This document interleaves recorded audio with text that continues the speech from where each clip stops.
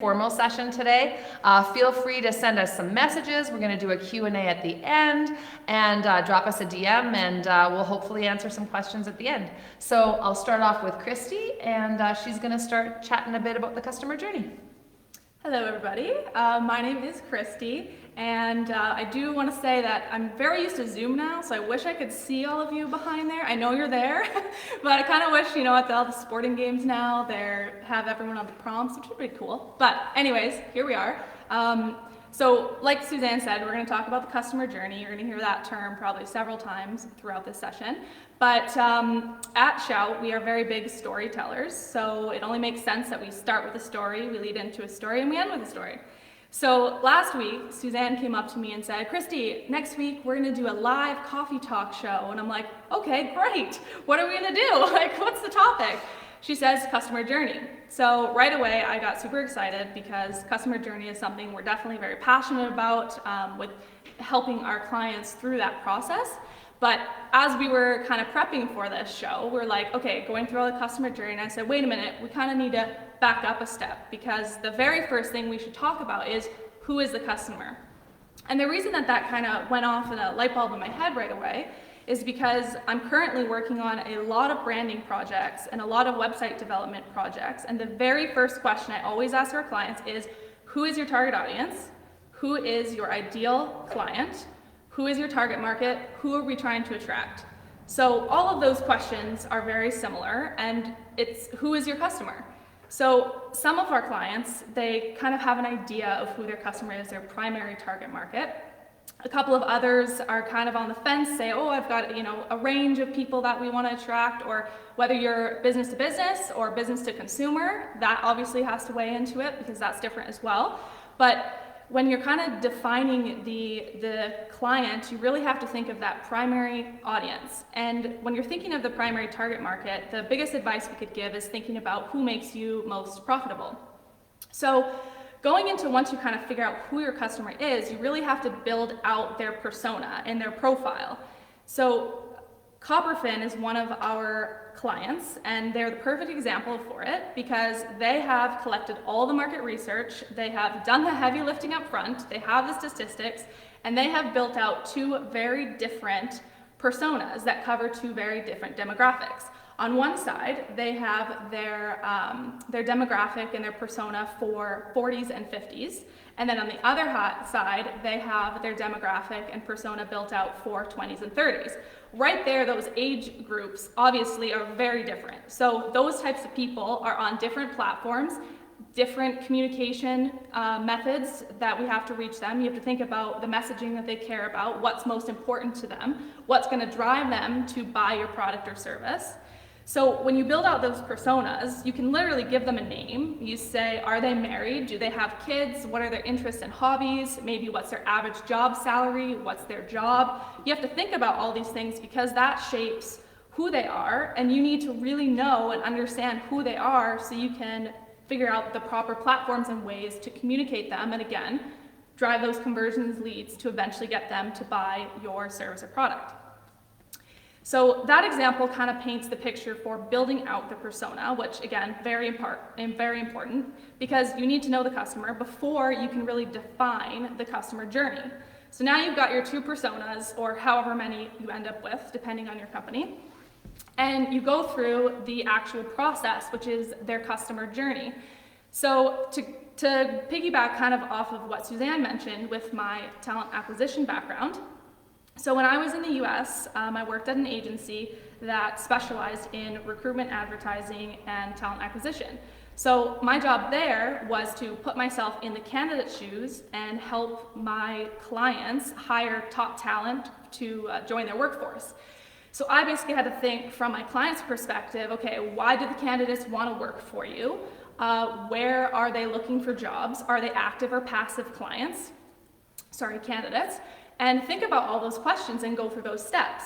So to go into my next story is that, which is from the candidate's perspective. However, it's going to give you a walkthrough of all the touch points you go through as a candidate, which is exactly how it is for all the touch points that a customer goes through.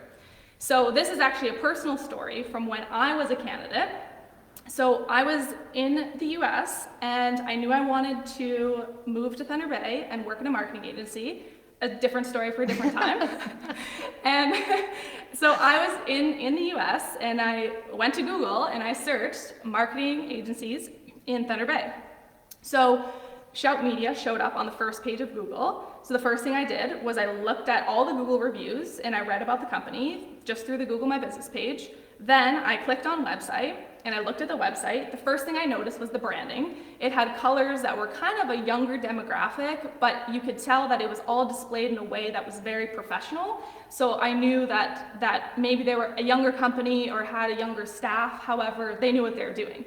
So I was intrigued and I kept going. So then I came across the staff bios and I was laughing. They're hilarious. I don't know if you guys have seen them. They're hilarious. And so I was like, wow, these are people that I could see myself working with. And they seem like great people. So then I saw that Kristi is the CEO. And I said, oh, really cool, female CEO. Let's go check out her LinkedIn page. So I left the website.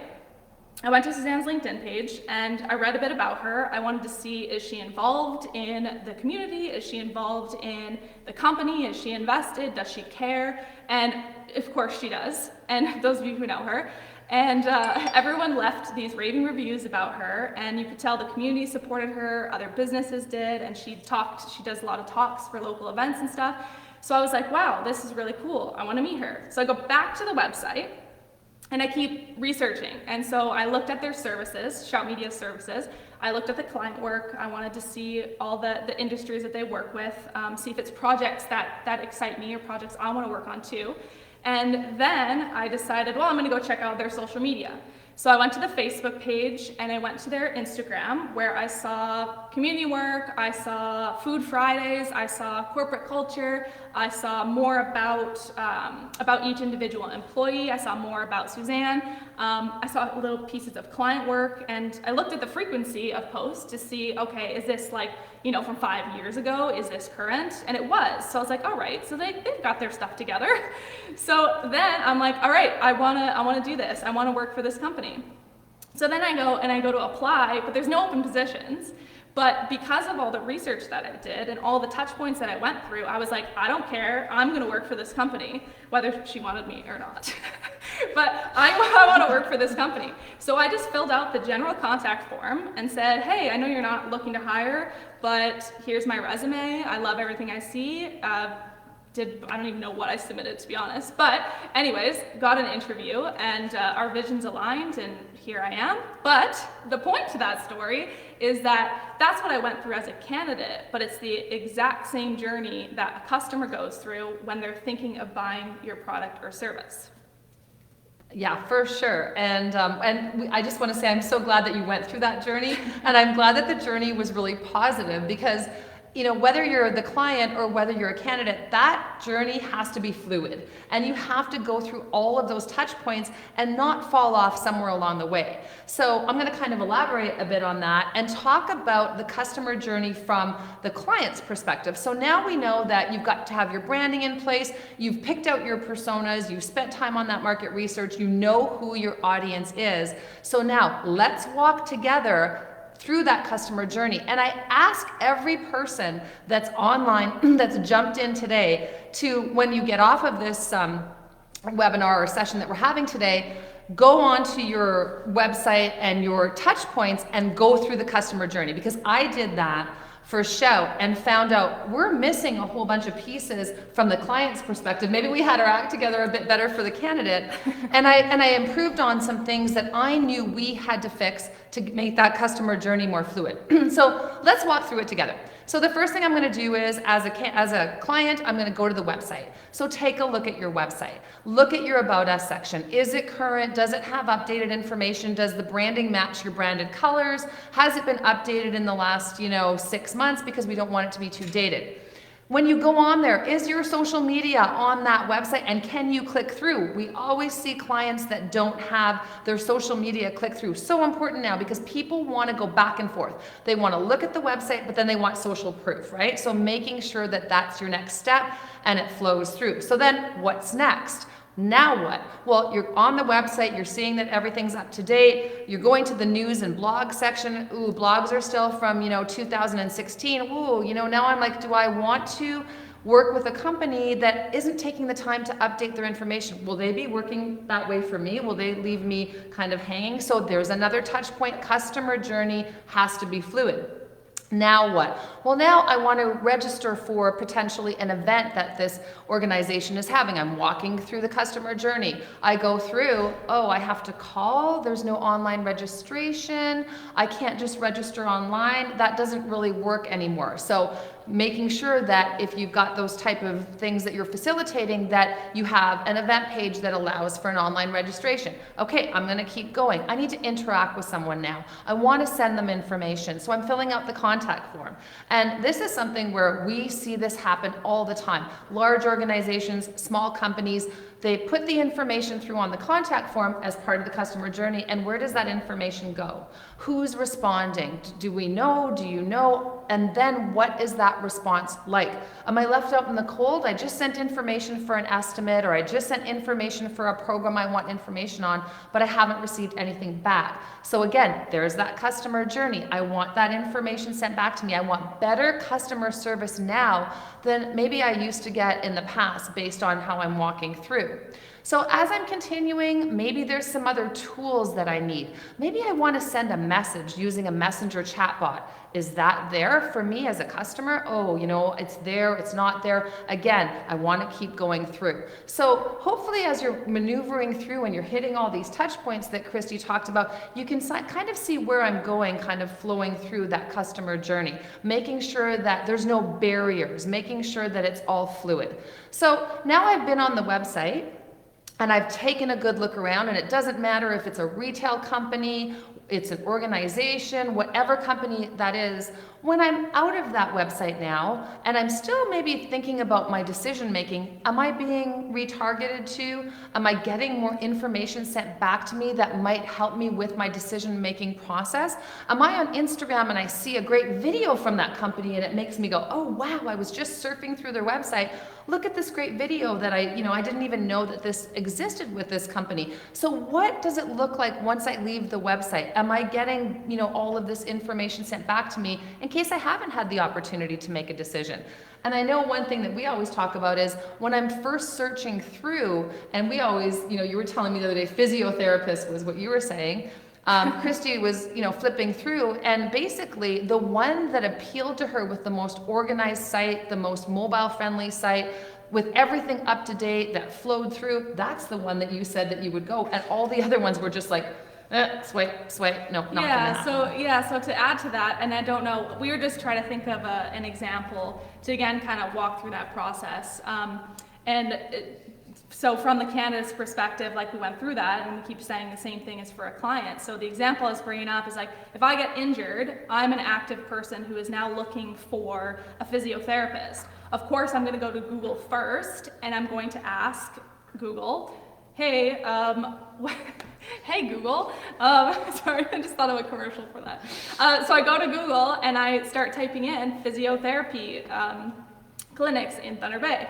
And not only should yours show up on the first page, but you have to remember that all your competitors are listed as well. So as a person who's looking for that service, I don't just click on the first one and I look through it and I choose it right away. I'm going to look through all 3 or 4 physical therapy clinics that show up. And I want to evaluate their website. I want to see staff pictures, because as an injured person who knows they have to create a good relationship with that person who's going to help them get healthy, I want to know who I'm working with, and I want to understand, what does this company stand for? Are they really in it for the health? And can I see pictures of the facility?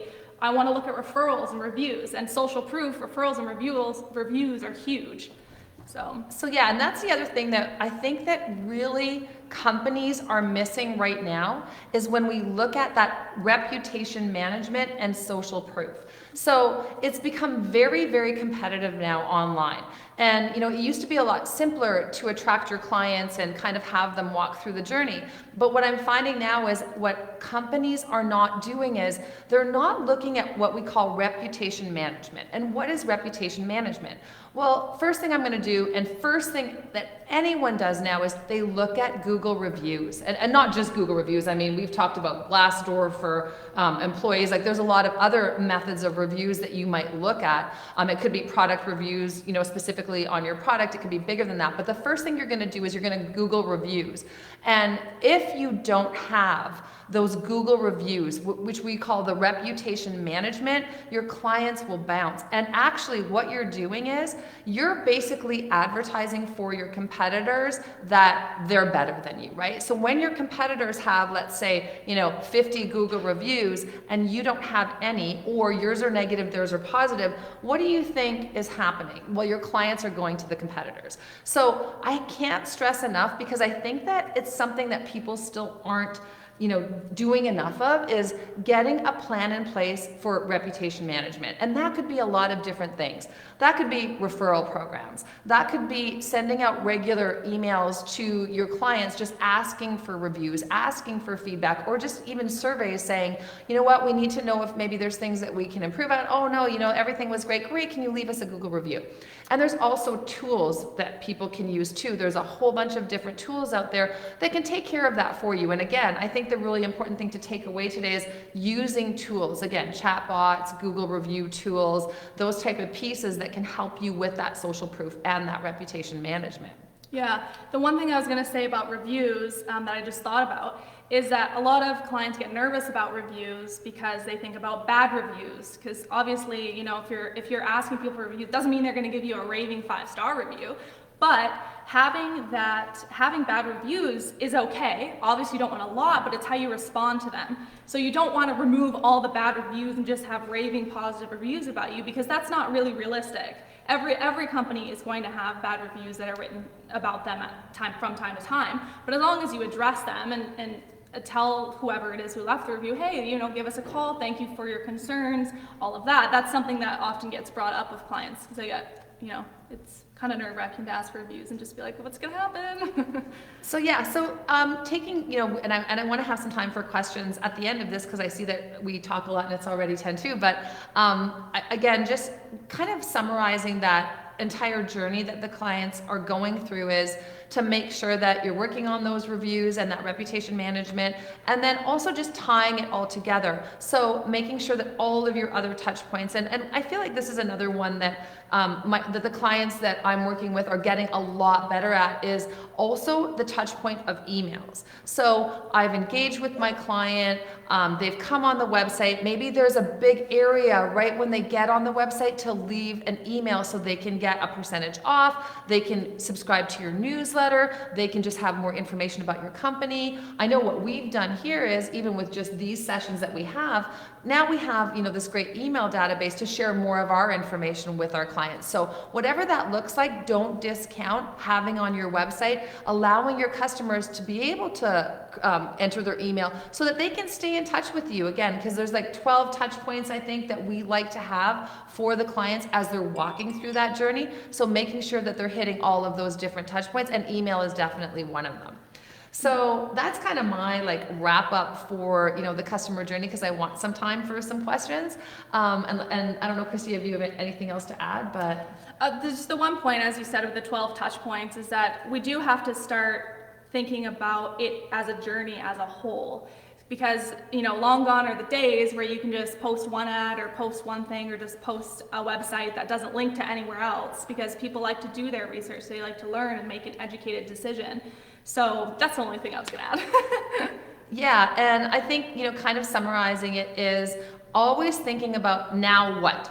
So when your client's walking through, so even, I find this, and we're guilty of it sometimes too, even when you're just running ads on social media, a lot of times I'll see an ad and there's no now what. So it'll be information about the organization and I'm interested in it, but there's no learn more, there's no click here, there's no call to action to the website, no call to action to a landing page. So when you're looking at that journey, you always want to look at all of your online appeal and always ask that question, okay, customers went here. Now what happens? Customer went here. Now, how is someone responding to them? So always making sure that you're continually engaging with them, because now you have to do that to be competitive. And that's kind of like summarizing what we're sort of talking about today, because I think we only have about 10 more minutes. So we've got a couple of questions that came in, and I'd like to address some of them. So I'm just going to grab them because they were just sent to me. And if anyone has a couple questions, we might still have time to answer them.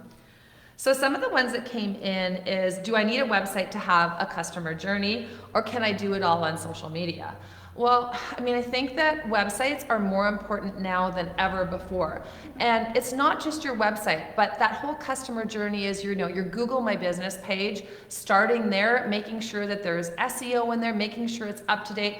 I looked at a page the other day, no exaggeration, it was a company I was interested in potentially working with, and the Google My Business page had the individual's house on the page.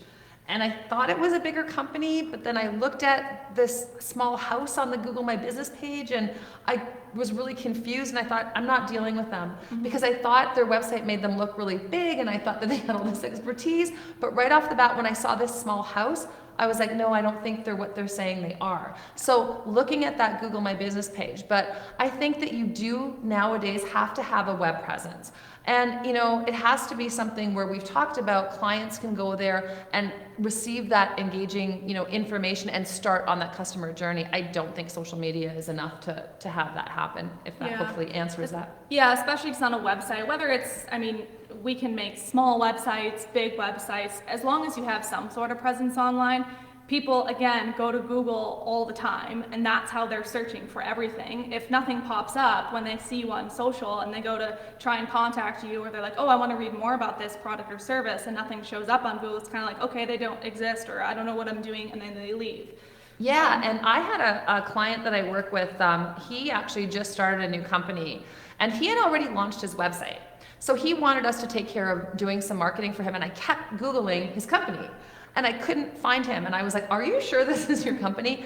And then I realized that he had never had his site indexed. So if you're Googling your own company and you're not coming up, especially if you're a company that's sort of outside of this area here and you want to be more national or global, make sure that your site was originally indexed, because in this case, he had kind of developed his own site or had it kind of done, and it was a great site, there was nothing wrong with it, but it wasn't even searchable at that point. So again, I do think you have to have a website. I think that's the key piece right now. Yeah.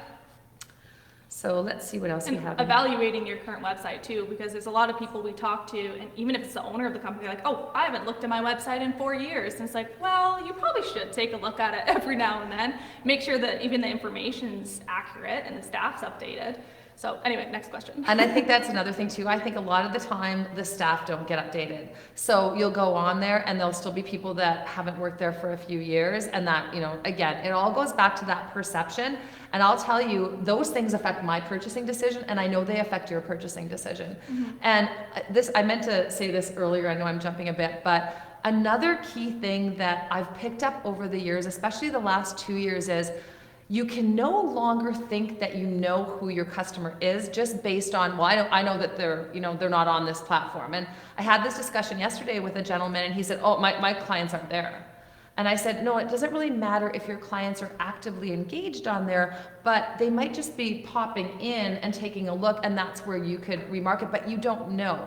And I think just saying like, well, I know where my clients are, you have to have some data to back that up. And the simplest thing to do is look at your Google Analytics, right? Look and see who's actually coming onto your website. Go into your Facebook Insights and see what the demographics are like. Take a good look, because you might be surprised. I know I looked at one point on Instagram for a client, and I was surprised how much it skewed more male. I was for some reason thinking that it would skew more female for this client, and there was a lot of interaction that was kind of skewed a different way. So the biggest mistake that I'm seeing is thinking you know who your customer is and thinking you know what their journey is, as opposed to backing that up with some real data or some real even like surveys or whatever that is. For online selling, this message just came in. For online selling, what is the difference between drop funnels and click funnels? Which one do you recommend? Well, in my opinion, click funnels are still super important. And I think that ClickFunnels are, email funnels are, we did have a session that was more focused on email funnels. The customer journey has to have, if you're selling it in an online product, it's so important nowadays to have your ClickFunnels and your drop funnels set up. So your ClickFunnels being more product based or lead generation based, where your drop funnels are just more information based. So if I'm going on a website and I've gone to abandoned cart, for example, then I want to have some real solid ClickFunnels coming back to me that are more, okay, you left this product in your cart, how about this product? Where if I've just kind of been generally going through a site, then maybe I just want more emails coming back that are more generic. Maybe they're awareness based, because maybe I didn't purchase or I didn't engage because I didn't have enough information. So drop funnels being more learning about what the company offers. So again, warming up that client that could be sort of warm but not quite hot, or could still be cold, and making them more warm. So email funnels is a whole kind of different thing that we've talked about a couple of times, but super important. I didn't talk about them a lot today, to make sure you have those funnels in place, because a lot of times you still have to convert those cold clients to warm, and they're not quite there yet, right? Touch points, walking through that client journey. Okay, I think I have time for one more. Do you have any tips to help me do my own website audit? Are there any tools? I think we make it too difficult, or we make it sound difficult. Just go on your website, or have someone who's never been on your website go through your website. But going through on your own as a client, I think works too. But maybe have a few